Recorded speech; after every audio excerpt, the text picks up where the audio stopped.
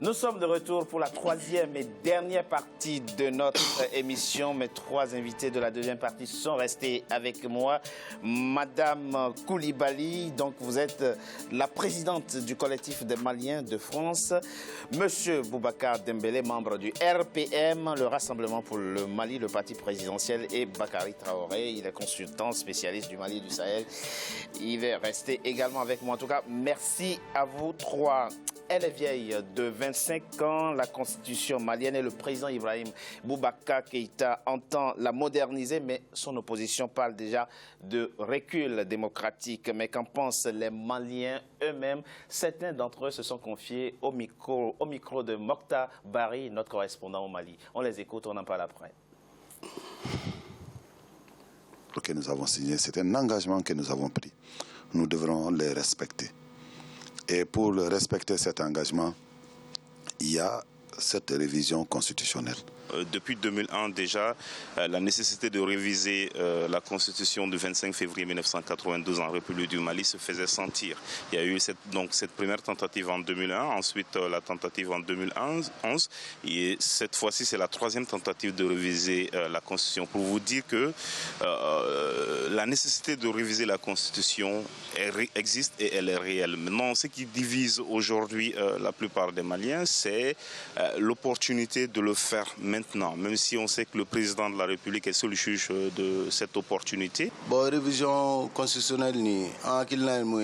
disons non à la révision constitutionnelle. Les précédents chefs d'État ont essayé et nous nous sommes opposés.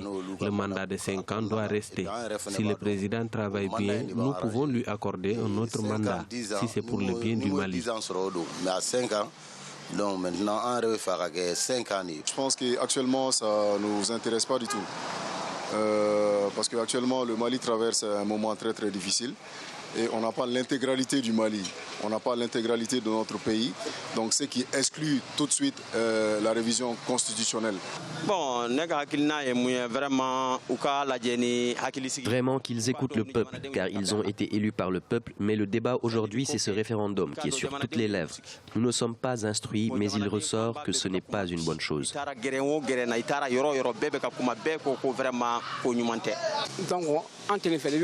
Moi, je ne veux pas de cette révision, ni aujourd'hui, ni demain. Ce que je veux, c'est qu'il laisse celle de 1992 en l'état. C'est le danger qui nous guette et nous devons en prendre conscience.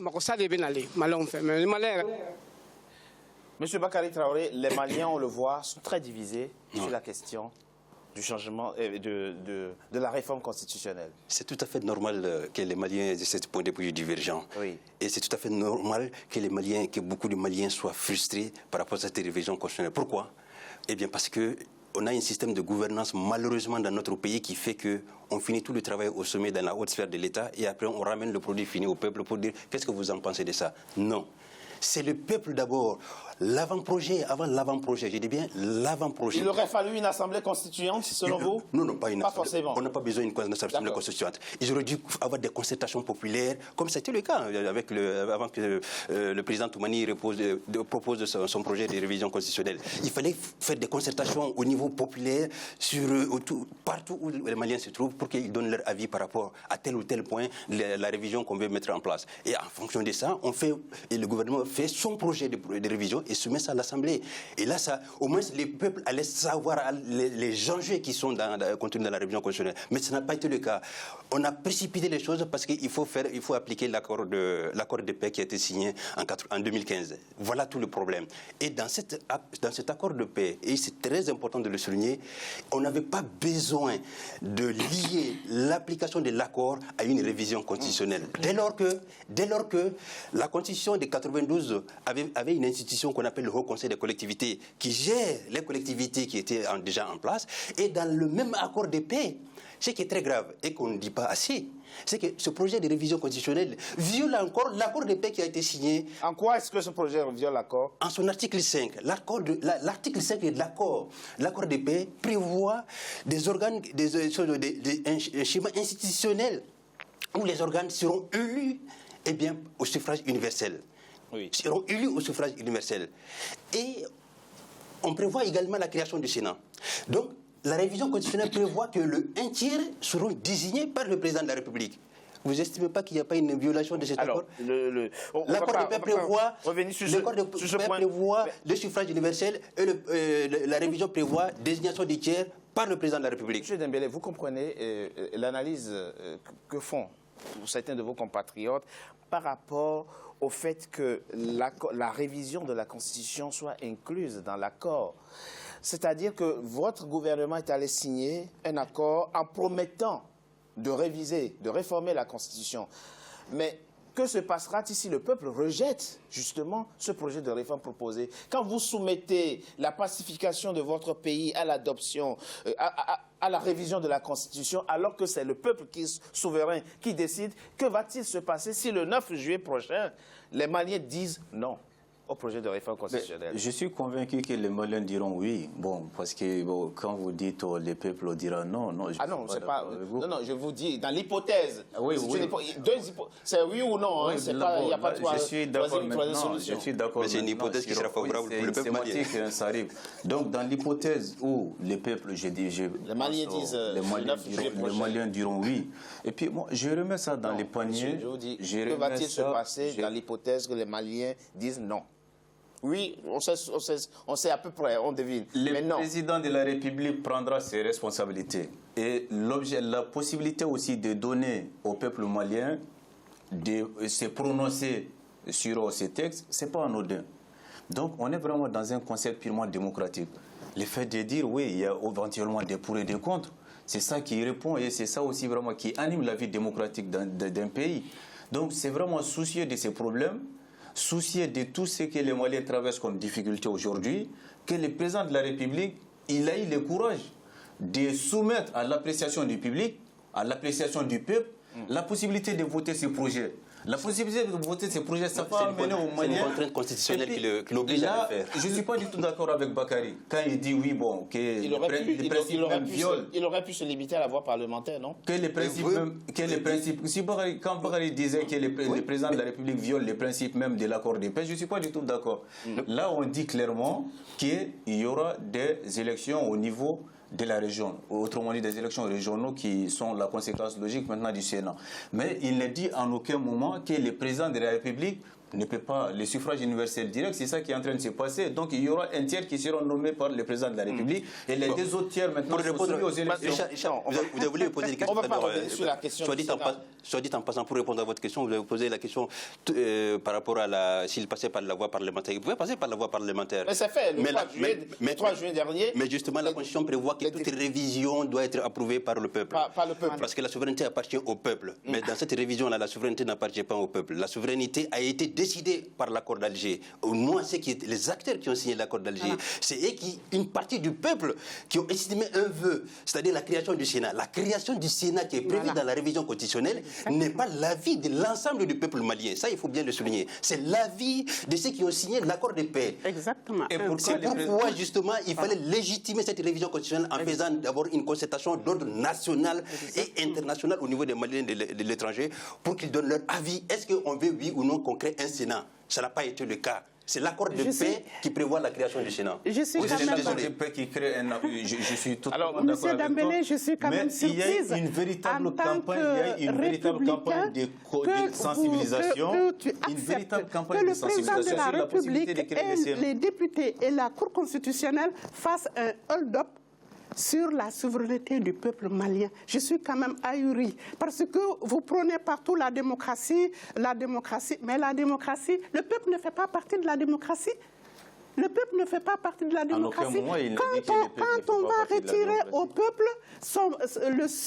le seul pouvoir, moi je peux dire que c'est le seul pouvoir qui reste. Ce pouvoir-là, c'est de pouvoir dire on va changer notre constitution ou on ne le change pas. Quand on veut faire un hold-up pour le retirer... Mais madame, le référendum qui est prévu le 9 juillet donne justement au peuple malien la possibilité de dire oui ou de dire non aussi. Oui, c'est un exercice démocratique. Exactement. Et on doit se féliciter au Mali que justement le peuple ait la possibilité de dire oui ou non par référendum. Justement, ça va être certainement le dernier référendum. Si toutefois le peuple n'a pas été averti du complot qu'on est en train d'ouvrir contre lui, qui est de la prochaine fois, ce ne serait plus le peuple. Si on accepte le oui tel que c'est, il n'y aura plus de référendum au Mali, d'autant plus que le président de la République et le Congrès, ils ont le droit de changer comme ils veulent la Constitution. Vous savez, monsieur, je vais vous dire, pourquoi tout ça? Pourquoi tout ça? Tout simplement pour faire plaisir à ces bandits armés